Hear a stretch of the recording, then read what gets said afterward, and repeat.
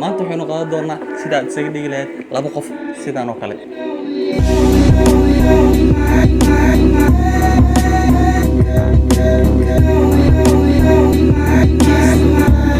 Qofku ma santahay haddii aad noo soo laabatay balse haddii ay tahay markii kugu horeysay aad channelka soo booqato fadlan subscribe garee kambalaalkana furo si iskugu filan casharada aan soo gelino. Mid kale channelkeena wuxuu ku dhow yahay inuu gaaro 1k subscribers. Fadlan ugu yaraan channelka la wadaag hal qof. maanta waxaan ku tusi doonaa qaabka aad isaga dhigi lahayd laba qof ama waxa afka qalaad lagu yiraahdo clone adigoo isticmaalaya Adobe Premiere Pro. Inta aan ugu gudagelin sharaxaadeena waxaa jira 3 waxyaabood oo ay qasab tahay inaad haysatid haddii aad rabtid inaad samaysid clone.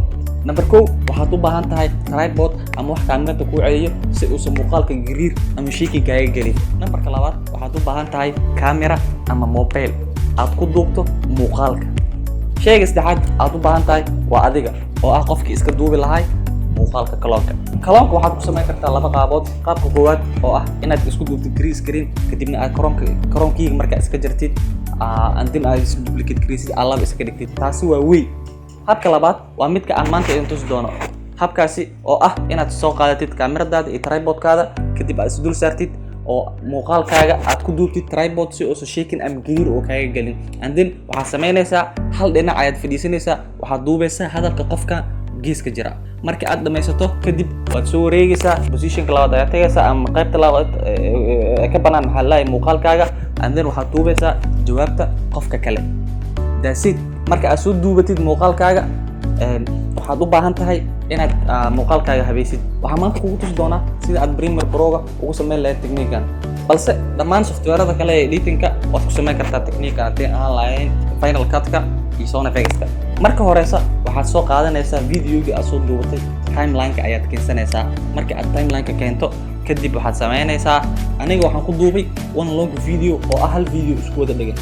kadib waxaan samaynayaa waa muuqaalka ayaa kala jaranayaa qaybta qofka koowaad iyo qaybta qofka labaad kadib waan isdul saarayaa waan isku aadinayaa.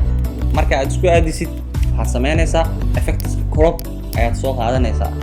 effects crop markaad soo qaadato video kore ayaad dul saaraysaa and then kadib waxaad imaanaysaa effects control-ka crop-ka ayaad tagaysaa effects crop-ka ayaad furaysaa. marka aad furtid crop-ka right-ka ama left-ga midka aad rabtid ayaad soo jiidaysaa waxaad ku aadinaysaa centerka labada qof.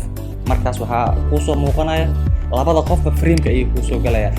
and then line adag oo dheer oo muuqda la fahmi karo ayaa dhexda kaa soo galayo. waxaan samaynaynaa fade ayaan ku samaynaynaa oo waa baabi'inaynaa. that's it. waa samaysay and then waxaad samaynaysaa si uu muuqaalkaaga u noqdo wax reality u dhow.